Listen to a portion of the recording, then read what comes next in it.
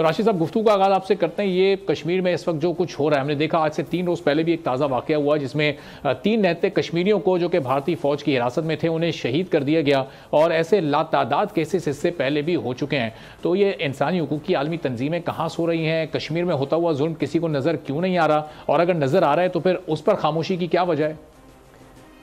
देखें, ये कश्मीर तो एक जलता हुआ नासूर बन चुका है बदकिस्मती से। हम देख रहे हैं कि 2023 जो था ये ख़ास तौर पर बहुत गिरां गुज़रा है कश्मीरियों पे। और हम देख रहे हैं कि लगातार जुल्म व बर्बरियत की जो लहर अवाइल 2023 में चली थी वो अभी तक जारी है। हमने ये देखा था कि जितने भी रहनुमा थे जो इनकार्सरेटेड थे उनको छोड़ा जाता है, दोबारा उनको जेल में बंद किया जाता है। और वो रहनुमा जो कि भारत के लिए निस्बतन नरम पोशा रखते थे, गोपकार अलायंस के जो पैरोकार थे, अब उनके ऊपर भी अरसा हयात तंग कर दिया गया है। महबूबा मुफ्ती साहिबा और उमर अब्दुल्ला, उनकी फ़्लाइट अगर आप देखें तो आपको ज़ाहिर हो जाएगा कि कश्मीर में क्या अनफोल्ड हो रहा है। और अब गोपकार अलायंस के जो लीडर्स थे और जो दूसरे लीडर्स थे, जिस तरह अभी मीर वाहिज हैं जो जेल से जिनको रिहा किया गया 2 महीना कबल, ये यक ज़बान हो गए हैं उस बर्बरियत के ख़िलाफ़ आवाज़ उठाने को जिसको 23 दिसंबर को इम्प्राइमेचर ऑफ लीगैलिटी देने की कोशिश की है सुप्रीम कोर्ट ऑफ इंडिया ने। और ये तो एक कैंगरू कोर्ट्स वाली बात है, क्योंकि ऐसी चीज़ को वो लीगल करार दे रहे हैं। रेवोकेशन ऑफ 370 जो उनके अपने कॉन्स्टिट्यूशन था, और वो बग़ैर कंस्टिट्यूएंट आइन साज जो उनकी असम्बली थी उसकी तायद के बग़ैर वो उसको तब्दील नहीं कर सकते थे इस शिक को, मगर वो कर गुजरे हैं। और अब उनका जो टोटल एम ये है कि इसको डेमोग्राफिक चेंजेस की जाएँ, कॉन्स्टिट्यूंसीज़ में रद्द-बदल किया जाए, सेटलर कॉलोनियलिज्म को फ़रोग़ दिया जाए, कश्मीरियों से उनकी शिनाख्त छीन ली जाए, उनकी सियासी और उनकी अददी जो एक अक्सरियत थी, डोमिनेंस थी कश्मीर में, वो ख़त्म करके हिंदू राज लाया जाए और बीजेपी लेड एक असम्बली मार्ज़ वजूद में आए। और जिसके लिए उन्होंने कोशिशें इस तरीके से की हैं कि जम्मू की सीटें बढ़ा दी हैं, कश्मीर वैली की कम कर दी हैं। और जो भारत की जो आर्मी है अब उसको किसी एनओसी की ज़रूरत नहीं है चीफ मिनिस्टर से, वो किसी जगह को ट्रेनिंग एरिया डिक्लेयर करके वहाँ एक अपनी इंस्टॉलेशन बना सकते हैं। और सुरन कोट में और एक के बाद एक ये कदम भारत उठाता जा रहा है और हम दुनिया को खामोश देख रहे हैं। अभी अगस्त में चंद माह पहले भी 24 अगस्त गालबन वो तारीख थी जब एक लेटर लिखा गया था एमनेस्टी इंटरनेशनल की तरफ से कि G20 के जो तमाम ममालिक हैं वो अब कम अज़ कम भारत के ख़िलाफ़ आवाज़ उठाएं, कम अज़ कम इस जुल्म व सितम को रोकने के लिए कोई अमली कदम उठाएं। तो फारूक हमीद साहब, वो इस तरह के इक़दाम क्या ये बड़े ममालिक भी भारत के ख़िलाफ़ उठाने से कासिर हैं? इसकी वजह क्या ये जो मुश्तरका मुआशी मफादात हैं वो हैं? भारत चूँकि एक बहुत बड़ी मार्केट है इम्पोर्ट एक्सपोर्ट की और दुनिया के बहुत सारे ममालिक के साथ उसके टर्म्स हैं, तो ये वजूहात हैं जिसकी वजह से बड़े ममालिक कोई कार्रवाई करने से गुरेज हैं? बिल्कुल, इसमें कोई शक नहीं है कि western powers, international community, United nation security council, United nation, ये तमाम इनके इदारे जो हैं फोरम, वो खुल के इंडिया को ना क्रिटिसाइज कर रहे हैं, ना इंडिया को ब्लेम कर रही है। जो ह्यूमन राइट्स वायलेशन, जेनोसाइड, बर्बरियत, इसराइली मॉडल स्टाइल जो कि कितने दिहाइयों से इंडियन आर्मी कर रही है इंडियन ऑक्युपाइड कश्मीर में।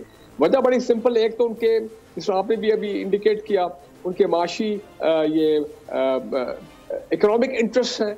और सबसे बड़ा फैक्टर मेरा ख्याल ये है कि वो क्योंकि इंडिया को सपोर्ट कर रहे हैं और उनकी एक बाकायदा डिफेंस एग्रीमेंट है, उनकी स्ट्रेटेजिक पार्टनरशिप है इंडिया के साथ चीन के खिलाफ। वो चीन को कंटेन करना चाहते हैं और भारत को, इंडिया को उसी तरीके के लिए उनके उसी काम में वो उनको यूज कर रहे हैं। ये जो क्वाड वाला है, 4-6 ममालिक, इंडो पैसिफिक वाले मामले, ये तमाम इंडिया उनके लिए, क्योंकि जाहिर बात है इंडिया की इस वक्त इकॉनमी अच्छी चल रही है, तो वो तो और भी ज्यादा वेस्टर्न पावर जो है वो मुतमईन है कि जनाब हमने इंडिया को ही सपोर्ट करना है, उन्हीं को इक्विप करना है, उन्हीं को अपना पॉलिटिकल उनको सपोर्ट देनी है इंटरनेशनल लेवल के ऊपर। और कोई ऐसी चीज अगर कश्मीर के हवाले से आती है resolution United nation security council में, तो उसको उन्होंने वीटो करना है। चीन ने 2-3 दफा रेजोल्यूशन पेश की थी, वो वीटो हो गई। सो ये तो उनके आपस में मफादात हैं जो कि जिसकी वजह से आप देखेंगे कि सुप्रीम कोर्ट का भी फैसला आया, जो अभी राशिद वली बात कर रहे थे, जिसमें मूडी और इंडियन गवर्नमेंट को इजाजत दी गई कि बिल्कुल ये लीगल है कि जो आपने आर्टिकल 370 खत्म किया है, उसके ऑक्युपाइड कश्मीर का जो ऑटोनमस स्टेटस वो आपने खत्म किया, उसको लीगल कर दिया। लेकिन आप देखें उस पर भी मैंने इंटरनेशनल कम्युनिटी में तो मैंने कोई आवाज नहीं सुनी है, कोई कहे जी ये गलत है। सिर्फ गवर्नमेंट ऑफ पाकिस्तान ने भरपूर इस पे अपना रद्द-ए-अमल दिया। उन्होंने कहा हम तो बिल्कुल उसको मानते ही नहीं है, ये सुप्रीम कोर्ट के जो फैसला आया है, क्योंकि ये जो बुनियादी जो डिस्प्यूटेड स्टेटस है, जो बुनियादी मसला है जम्मू और कश्मीर का, कि वहाँ पे एक प्लेबिसिट होगा, वहाँ पे राइट ऑफ सेल्फ डिटर्मिनेशन दिया जाएगा according to the UN resolution, वो तो चीज कायम है। तो ये सारा ये एक ढोंग है जो वहाँ पे जा रहा है। दूसरा मैं ये बता दूं कि अगर आप समझते हैं कि Indian government, prime minister Modi और इंडियन आर्मी, उनकी ये जो बार्बरिज्म है और जेनोसाइड और ये नस्ल कशी, एक्स्ट्रा जुडिशियल किलिंग जो इंडियन ऑक्युपाइड कश्मीर में कितने अरसे से हो रही है, वो रुक जाएगी? बिल्कुल नहीं। आप देखें इंटरनेशनल कम्युनिटी ने इसराइल को भी सपोर्ट किया है फलस्तीनियों के खिलाफ जो बर्बरियत है। यही मॉडल अपना इंडियन ने भी किया है इसराइल के साथ मिलकर, उन्होंने इंडियन ऑक्युपाइड कश्मीर में। लेकिन मैं समझता हूं कि एक अच्छी डेवलपमेंट ये है कि कश्मीरी फ्रीडम फाइटर्स ने अब फिर अपने उनके हमलों में, इंडियन आर्मी पे हमलों पे तेजी आई है। और पीछे आपने देखा कि काफी इंडियन आर्मी के अफसर और जवान जो हैं उनको ने मारा है।